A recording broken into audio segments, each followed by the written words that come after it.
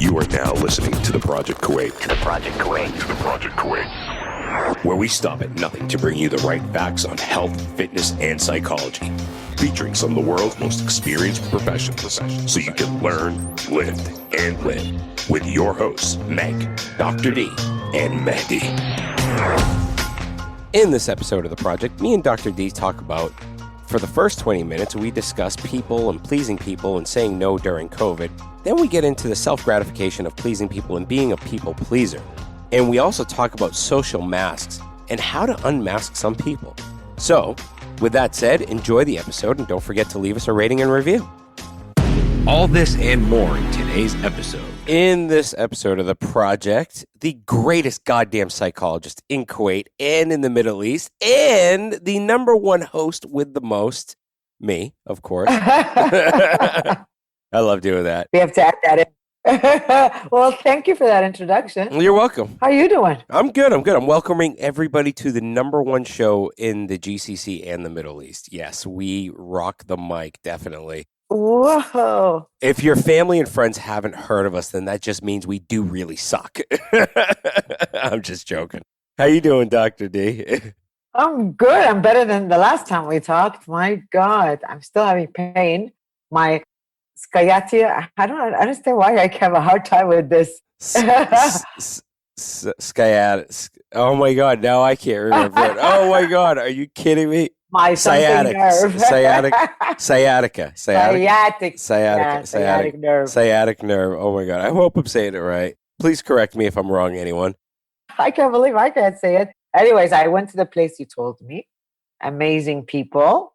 And she was really great. And she checked my nerve, checked my back, really took a whole hour of explaining things to me, put some needle in there to like kind of release the nerve from the back. And still I have that, it's not a pain. It's like numbness down your left leg. But it's so funny. It's so funny. What's so funny? It's like I have this pain. As soon as I go into her office, I'm into her room. And she's like, does it hurt here? No. Does it hurt here? No. I was thinking, she probably thinks I was like lying. I don't know what happens. Like you go in. I mean, does anybody like have that feeling where like you're sick, but as soon as you go to your doctor, suddenly all the time. You don't feel Same here, all the time. Are you kidding? It's like, I always do that. I'm like, are you shitting me? Now it doesn't hurt? Like when I need it to hurt the most? And they're always like, no, this happens all the time. It's probably a mental thing. You know what I mean? Like, is it really? I don't know. Pain in general is a mental thing. I mean, think of kids.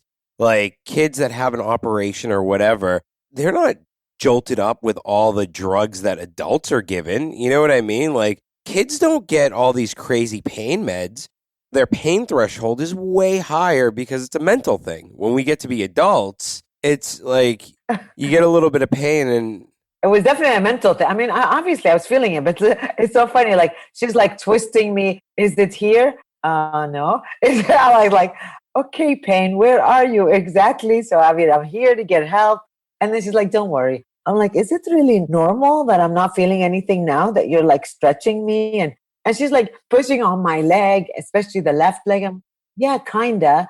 I don't know. I'm like, yeah, kinda that hurts, And I was like, my God, I came here to get help. And now when I really need the pain, so I can really express it to her. And suddenly I was like, it's kind of here. But she was amazing, actually. That's cool. But, I always wonder, like, shout out to, can we say? Not her. Shout out to Fatma Jim'af for recommending the best places for you to go to in Kuwait. Seriously. Fatma Jim'af was a staple in the physical therapy field here for, I think, like 10 years or something.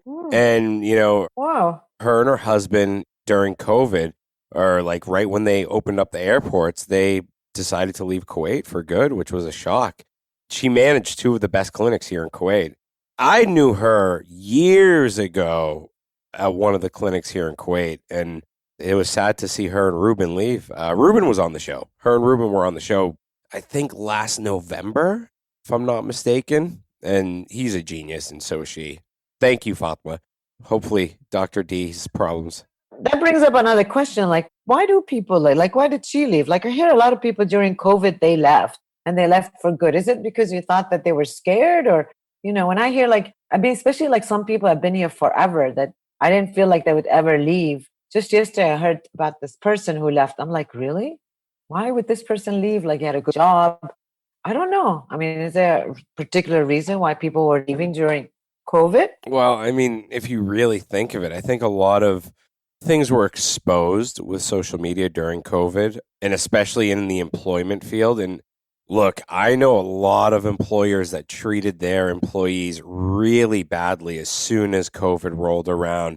And it's really shitty to see, especially here where the government funds so much of these organizations anyways and gives them contracts and everything.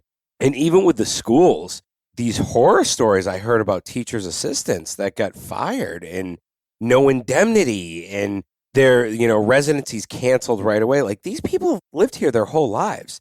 So Wow. if I had the means to move to another country and I heard these stories firsthand, I'd be gone. I wouldn't want to raise my kids here. I mean, let's be realistic. I know people that left and moved to Dubai just because socially it was easier to live there and they didn't face all of the racism that they face here. I mean, come on, let's be realistic.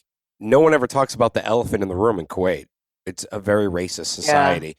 Yeah. And it's sad because there are better parts of it that aren't racist, and it sucks. And I think you saw a lot of people, reality set in. I think that's what it was.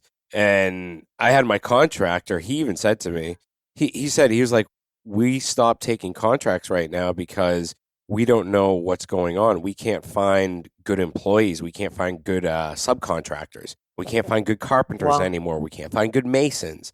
I think he said the Indians left because they couldn't be cremated. So they were worried if they died, they couldn't cremate their bodies. So they all up and left, which makes sense, if it's for religious beliefs. And, he was like, the other part, we have a lot of other people that they just couldn't renew their visas or they couldn't renew their residencies or do any of this. It's a shitty situation. It's, it's sad. I mean, it is scary. And even like, at the institution, a lot of the educational institution, I heard there was a lot of people let go.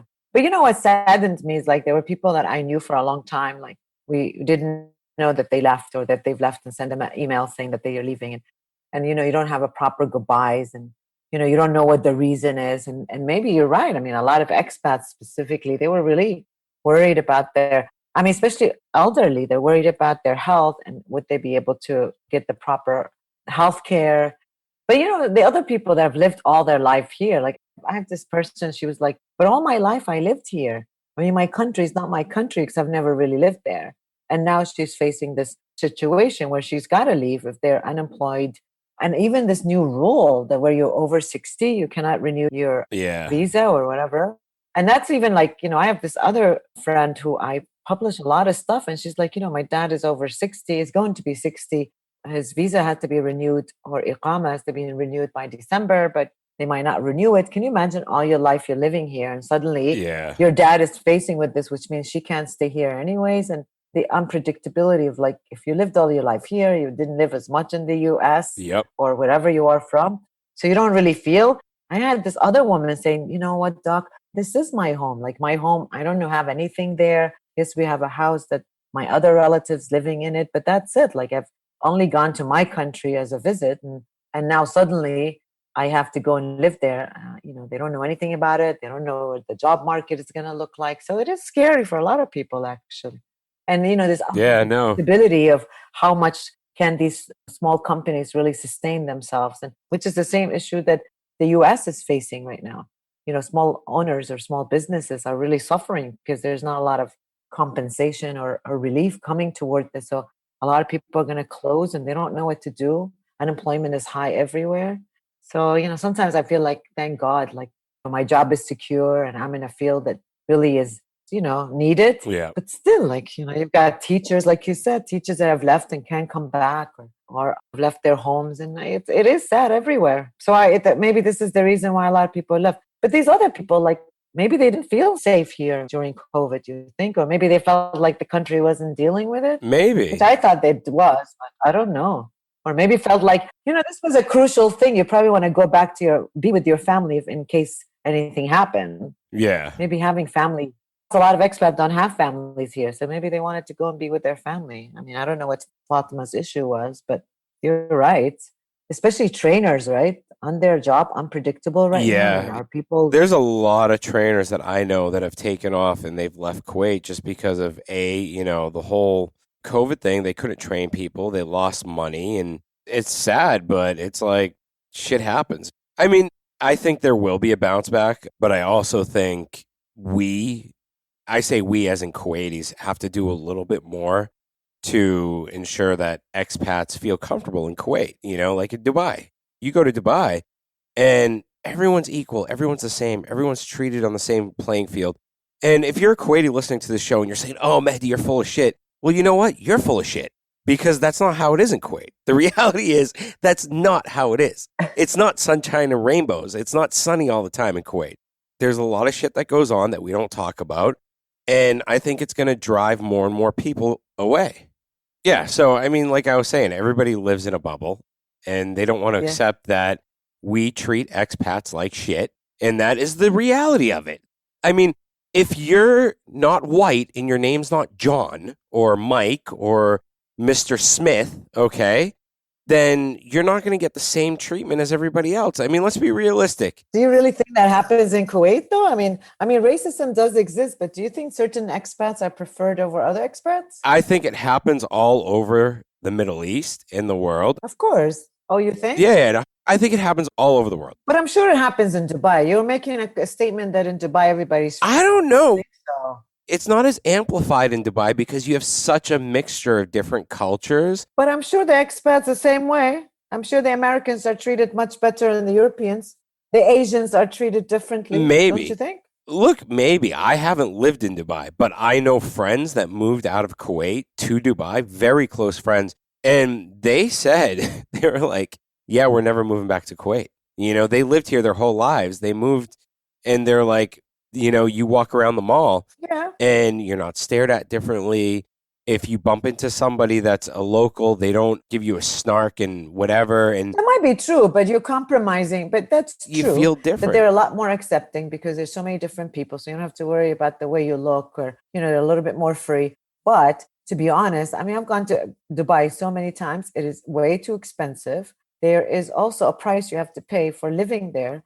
If you want to be able to enjoy all the luxury, 100%, in order for you to live in Dubai and enjoy the lifestyle, you have to be making a lot of good money, which is something we don't have to compromise here. Because we don't have all the bars and the entertainments that they have there. Here, if we do anything, it's more local. So we don't have to spend as much money. But Dr. D, you weren't here during the heyday of like the mid to late 90s to early 2000s, where Kuwait had a lot of expats in it. There were a lot of Americans here. There were a lot of British people here.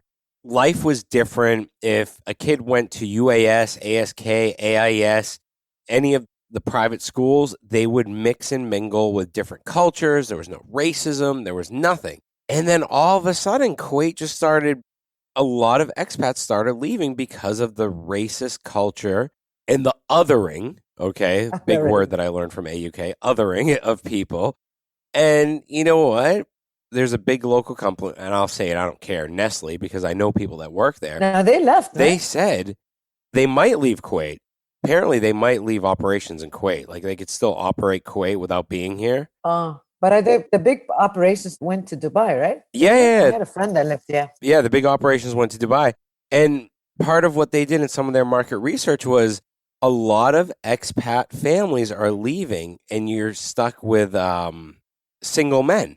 You're stuck with the Azab, the single men that are staying in Kuwait, because A, they're deeming Kuwait not fit for their families to live here, and too expensive, and not worth it, and think of it, like, if I had a family, I wouldn't want them, in Kuwait if I was an expat with all the racist stuff that's going on, everything that's surfaced over the last year. I mean, that's the reality of it. And a lot of people will point fingers at me and say, oh, Mehdi's painting a bad picture of Kuwait. Mehdi's doing this. But you know what? Shit, that's reality. Okay? Like, we don't want to accept reality, even in real life. And this is the reality. I do know that a lot of people live in a bubble. I know that every time I teach about prejudice and racism, it's like you always get these, they're either scared to say that exists here. Like just 2 days ago, somebody was presenting, one of my students who's Asian, and he's talking about racism and prejudice, and he brought all the examples from the West. So I said to him, can I ask you a question? During COVID, you being Asian, did you experience any this? No, I didn't. I'm like, okay, so all the examples you're bringing in are from the West. People want to stay very, very safe in regards to talking about prejudice and discrimination and making it more into something that happens in the US, for example. So I said, during COVID or during quarantine, you did not experience anything at all, or did you read anything on Instagram, Methalin, or did you see people? Why were they sending people back? No, I don't really look into it. Come on. The idea of like this defensiveness that I was asking him about, why don't you look into your own population or where you live? And then I mentioned, can you tell me why certain areas were quarantined longer than other areas? And he's like, so when you probe into things that are like, he's like, oh, I didn't know those areas. Come on. Everybody knew these areas. And everybody knew that why these areas, despite maybe there is a fact and spike. And their numbers were low. The big numbers were coming from the Kuwaiti areas. We all know this. It pissed me off. It drove me to high hell that in the areas where the numbers were so fucking high, they weren't quarantined. What the fuck? Are you fucking kidding me? Why would you do that? That makes no sense to me. Sorry. No, it's true. And you're right. And this student was so particularly defensive because I said, well, can you tell me why? And he's like, well, because there's labor. So once you probe a little bit, then I'm like, okay. So I said, but do you know that just a month ago, the survey came out and it says that most people their numbers were high were not actually in the expat areas. They were more in the Kuwaiti areas. I mean, there was just a survey and I'm not making up things. Why do you think they started taking nationality out of it? Yeah. You know how they used to give the numbers and they'd give the breakdown of nationality? Why do you think they took nationality out? Oh, then, all right, we'll just do areas. And then it's like, oh, no, let's take the areas out because we're going to the more Kuwaiti dominant areas. And I knew an expat that was in Mahbula. He was in lockdown, okay, British guy. He was fuming. He was like, as soon as this is over, I might leave Kuwait and never come back because this is ridiculous. He was seeing the numbers and he was like, why are we being punished for others that are out there that aren't adhering to the laws? And I went out during Eid, during the 2-hour walk period. Me and Haya went out. The roads were empty. No one was walking. They were all in their friggin' cars going to their families. And they took the 4-hour, whatever it was, to go to the chalet. Are you shitting me? Like, are you kidding me? That's what ruined it all. In my opinion, the government did everything really well. The people could not follow the rules. And look at what's going on, even now. And they're still not following the rules. I was just telling you, today I was on TV, a Majlis, and this is what the topic was. So the question is that, what do you do? And I just posted something just a day ago about, the constant question I get to be asked. And a lot of my patients, they're so confrontation, as I said before in these shows, is that confrontation is very difficult. We talked about myself, how to confront my 2 trainers. But the point is that we live in a culture that's very, very sensitive. And more frequently and often this week, or maybe the last month, I've been asked, Doc, how do I deal with someone inviting me? I know that these people have a lot of gatherings. How do I say no to them without losing their friendship or getting my family upset at me? Mahdi, it's a difficult situation because we live in a culture that they love to socialize. They're living in a bubble that just because quarantine or curfew is removed, suddenly everyone thinks that we are safe and found. So the question constantly I'm asked about, what do I say? How do I say to this person, I'm not really comfortable coming over to your house? And a lot of people are not saying no because they are thinking that I don't want to hurt this person's feelings. I'm going to go, instead of thinking, well, I'm not going to jeopardize my life or put myself at risk because I have elderly parents or I have kids in this house. So it's not that they were gathering during Eid when they weren't supposed to. People are even gathering now, and there are a lot of people that are going to these gatherings that don't want to go. I had a client the other day said, do you know I was bullied because I wore my mask the whole time I went to this family thing? And I'm like, why? You're doing the right thing. So nowadays we're bullying people that are really following the rules and following the guidelines of the Ministry of Health and laughing at them. And instead of saying, commending them for being able to still, be able to be careful. It's not out there. People are like mocking you and saying, come on, why are you wearing your mask? Do you think that I have corona? Are you saying that I'm the one sick? And people are taking it so personal that it's making you feel so uncomfortable. I mean, I got invited a couple of days ago, and I mean, granted, I was not feeling good, but I was thinking, I don't know who these people are. So I asked, who's there? How many people are there? Yeah, which is the smart thing to do. And then she was like, a couple of my friends. And she's like, none of them you know. And I'm thinking, okay, well, if none of them, she's like, she only mentioned one person I knew. I was thinking, I'm not going to come if it's people that I don't know how many they are. And I'm going to come in there assuming that these people have been following the same guidelines as I am, being very careful. I felt really awkward. So I made up a reason. I'm like, well, I mean, I didn't really lie. Yeah. I wasn't feeling good because of my back. But still. But you know what? Can I be honest with you about something? And this is me being honest. And you know me, I don't give a shit about anything.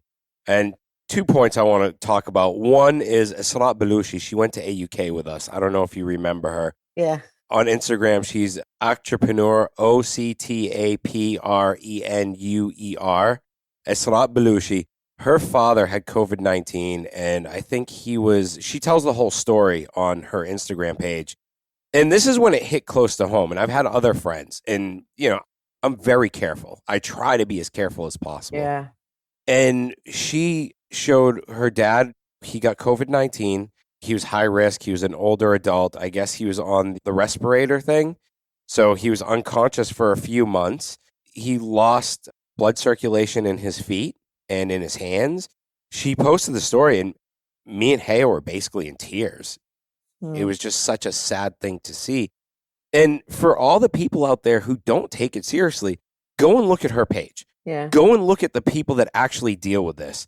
I know one of my friends who was recently on the show, Armel Shadhan, who said his dad got it. His aunt passed away from it. I have another friend whose aunt passed away from it. And these are the things, the family gatherings or the one encounter you may think that won't hurt you. It's just like sex. It's just like sex and STDs. All right. Yeah. The one time you do it, It's and you that think one it's time. that That's one right. time, that one That's time. true. And then after that, you have a gift that keeps on giving, and you contract genital warts or some crazy thing out there. It's true. And it's very It's true. because of that one time. People don't think the boogeyman will hit them. Because people are not really realizing. Plus, my question is to this person that says, Doc, how do I get out of it? And I was thinking, why are you jeopardizing your life? Because when you get corona, so I said to him, look, why don't you think about it this way? I go, maybe I have corona, and then I'm going to give it to you, and then I'm going to be responsible for you. But on the other hand, if I get sick, who's going to be around me and take care of my kids while I am sick? Like, people really need to start thinking about what are the consequences that this is going to have on me and my family? Who's going to take care of taking care of my family and be able to support my family financially if I can't go to work? Yep. That's more important to me than for me to say yes to someone because I don't want to hurt their feelings. Like, okay, I hurt their feelings this time. I can always make it up later when we go back to a normal life, and then we'll be able to gather and do all the things we need to. But because we don't have curfew, I think this is the problem, Mahdi. People think we don't have curfew, which means that we're safe, so let's all go out. And then when you go out and you see thousands of people by the lake and having picnics and there's no social distancing, you really forget that we have corona. It's true. And it's happened to me because suddenly I look around, I'm like, well, maybe we don't have corona. Like, so for a split minute, I start to lose reality and realize, well, now I know why people, because they're like, well, everyone is out there. It must be safe. You got to bounce back into Yes. it. Yeah. No, you're right. It's the same thing as sex, like you said. Everyone's saying, if you can have sex and I never got anything, so it must be safe. Well, no, it doesn't work that way. It's only that one time. It's only that one time or that one person you don't. I mean, look, my dad looked at me the other day and he goes, oh, your younger sister is going to come over to see the new house. She's in her, 20s. She's my half sister. And he was like, she's going to come over to, see the new house. I love her. I love her to death. She's my sister. I looked at him. I said, no. I said, I don't know who she's been around. I was like, she's a young kid, and my mother's here. DJ has had asthma issues in the past. I was like, I'm sorry. I don't know who she's hanging out with. And I know for shit sure most of the kids that I know in their 20s are still hanging around with their buddies and going to Diwaniyas and doing all this stuff. I heard a story of a kid that went to a Diwaniya, got COVID-19, gave it to his parents, and his mother died. just because he went to the Diwania. And that's the reality of it. No, I had a client the same way. I had a client just 3 days ago. He said his father just got diagnosed with corona. I'm like, well, I thought you said you guys are not going anywhere. He's like, no, he wasn't going anywhere. And actually, he hasn't been going to any Diwanias. But who comes to visit him? His brother. Oh, yeah. The uncle. Yeah. So the uncle had it without realizing it, gave it to the father. And God only knows the uncle got it from a Diwania that he goes to. And I'm like, okay. So he's like, but it's his brother. He can't say, not, don't come visit me. I'm like, yeah, you can. This is what I don't understand is people are like forfeiting their own health because they're worried about these relationships if I'm alive, I'll have enough time to repair. Yeah, no, exactly. But if I'm dead, I'm not going to have enough time to spend it. I don't understand why people are so sensitive to the word no. Yeah, no, a lot here. Like, I say it all the time. Like, people get so butthurt by if you say, oh, no, you can't do this. Well, to me, it's like, dude, you know what? I'm not going to say yes if I really don't want to. That's the way it works. But Mehdi, everyone is not like you. That's why people hate me. That's why people don't like me. You're so assertive and you're straightforward, and people are not like that. They might be thinking no, but they're saying yes. And then I'm like, okay, so now you didn't realize that you just put yourself. But then when you go, I'm uncomfortable because I really didn't want to go. I went because I don't want to hurt my friends' feelings. And therefore, I'm not enjoying my time anyways because I don't know. I'm cautious. I'm not sitting close to the people. So technically, I went to this place, to this gathering, so I can have fun. And then I didn't. And then I worry. And then I think about it. And then I come back. It's a lot of work, Mehdi. It's not worth it. Yeah, no, it's understandable. Saying no was much easier for me than saying yes, but thinking no, and then trying to please my family. And I have another person that I work with, and she's like, because during the second Eid, her parents were going out and they were having gatherings. She didn't go. But since then, she's been locked herself in the room because she feels like unsafe even in her own house because she's already has paranoia, anxiety. Yeah. And she's like, no. And she has stopped going to work. And I'm like, why? Because I think she's taken her social responsibility a little too far. But still, the idea is like, look, I've been around my parents, even though I've been in my room most of the time. I don't know who I'm going to give it to. I don't want to go to work. I don't want to do this. So people are starting to freak out because other people we live with are also being selfish. They're not being socially responsible because we assume that, the people we hang out with are clean. I mean, seriously? Like, how are you going to know that they have it or don't have it? Especially with the asymptomatic people, you don't know. And people are also rushing this sense of, I want to be normal. Look, my kids are taking school virtually. We're not normal. As long as we're doing everything online, it can't be that normal. And so it's like, yeah, that's true. I think it's this rushness. I want to be normal, doc. I just want to be able to live my life like before. We have to accept the reality. Life is not going to be the same. And I think a lot of people are resistant to that. I want to rewind a little bit to something you said about pleasing people and always wanting to please people. Now, you'd said this when we were talking about, like, we were going to discuss in this show, and it was going to be like saying how to say no, especially during COVID-19 and pleasing people. Why is it so hard to please people? I mean, why is it so hard? Why is it so hard? It's not hard to please people. No, it actually is. But why is it so hard not to rationalize the feelings of, I do want to please them, but at the same time, I want to help myself? Why is that so hard? Why can't we just say, you know what, let me please myself before I please them? Does that make any sense? Yes, because no. And I think one of the reasons is because in nature, we want to be liked by other people. And especially with people that don't really have a lot of confidence and they're insecure about who loves them and doesn't love them. And, and people that have been raised to believe that their love is conditional. So if you've already been raised in a family where you know that you're going to be loved no matter what you do or what your behavior looks like, then those people we don't worry about because they already know what love is and it's unconditional. But the majority of people, to be honest, they are raised to believe that in order for you to be loved, you got to give to the person. So saying yes to your gathering means that I'm going to get approval from you. And so if all your life you've believed that no one's going to love you unless you do what they tell you, those are the people that are not saying no. Those are the people that are going to gathering because they feed on this love of somebody else's approval. And so we're very quick at being able to, want to get approval so I can be approving myself. And it should work the other way around. It's like I should say to myself, look, I'm the only one that can really love myself truly. I should love myself unconditionally, and everyone else is a reward for me. But that's not the way people look at it.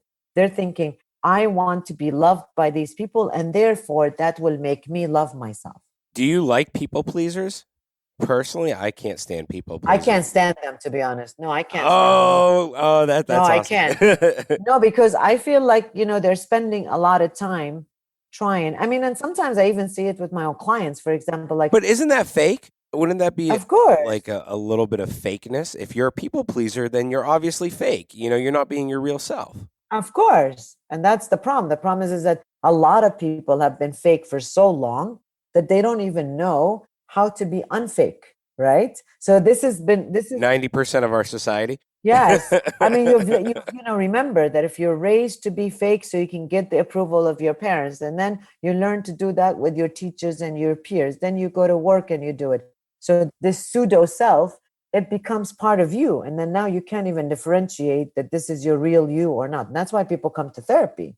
And then I'm like, well, it's not the way you are, or this is not your values, and you are engaging in behaviors. And then they're shocked because they're like, well, I thought this was me. I thought I am supposed to approve, get people's approval. I thought that, being liked by other people is very important.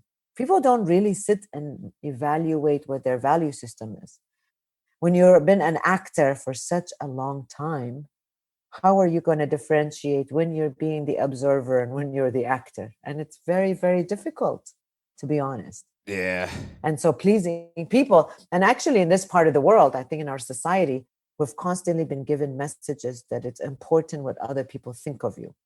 It's important, their values, their beliefs of you. So when you grow up in that belief, what are you going to do? Of course, you're going to please people. But if someone can...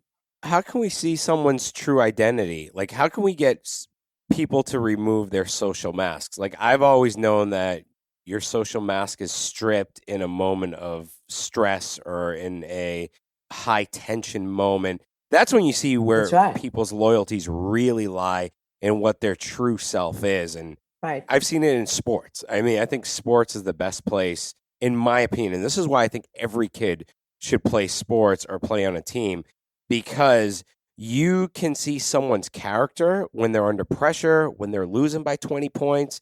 I mean, you really see someone's real character in those moments. And it's just like in emergencies in real life, you see their true characters. For me personally, in an emergency, I used to freak out. Now I kind of try to remain calm, deal with the situation, freak out after. But I mean, everyone's different. But you know what? After a while, I mean, in my belief and my experience as a psychologist, I think after a while, it get caught up with you. And then you're starting to realize your hypocrisy. And that's why people get panic attacks and get anxiety and depression. Because you can't have this like facade for such a long time without having it taken a toll on you. I mean, just yesterday, I told this person in a session, I said, it must be hard to be you. And he's like, why? I said, because even now with this session, you're trying to convince me and make excuses for me instead of really looking at the problem. And so if you live all your life trying to live this lie, this person like lies about, because it's not because he's lying. It's not the same lie. It's the idea that he has to pretend that he has more money than other people. And he has to pretend that he has all these degrees. And ouch. And he has to pretend that he comes from a wealthy family. Like, really? And then I'm like, I'm just tired listening to you. So this is the way he's all his life he's lived. This is the way his parents also presented themselves to other family members. But now he's realizing that he knows that he's being fake and he knows that he has to lie. But his ideas is like, no, because I'm like, it sounds to me like if you get exposed because you have the secret that you've been hiding, that's his biggest fear, is being exposed, right? Someone will catch up with you anyways. And this sense of like someone is going to find out I'm lying or someone is going to expose me, it causes a lot of anxiety in a person that they're never going to be able to achieve that sense of tranquility. That's why you have to be able to understand that this is taking a toll. So I was trying to help him understand this is taking a toll on you, and people are not that stupid. People are going to catch up, right? And people are probably realizing that a lot of your story doesn't jive. And that you really need to start realizing that maybe your true self is not that bad. But when people get this message that the true me is bad and no one's going to accept me, that's when we start putting this facade on. And we learn it from childhood. We see our parents being fake, and we get this internal, like unconscious message that you got to have this portfolio in order for you to get people's acceptance. One of them is this message that we always constantly get. You got to get people to like you. You got to say the right thing. You got to be politically correct. And that's why all the listeners need to leave us a rating and review, and you will get one of our amazing classic project t-shirts that says, "Be real, be true, be you" on the back of it. Right. Because you know what?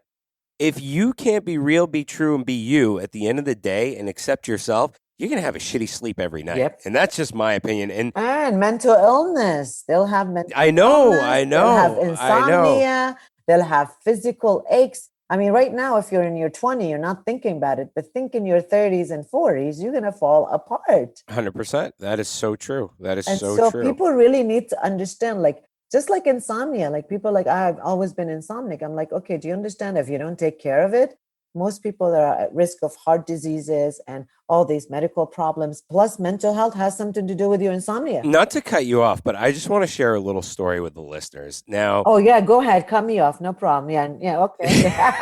Dude, you cut me off all the time, all right? No, you brought up a good point. I really want to say this before we have to wrap up, because I have to do the second part of DJ schooling. I usually do Arabic, which is the second part of the day, which is horrible.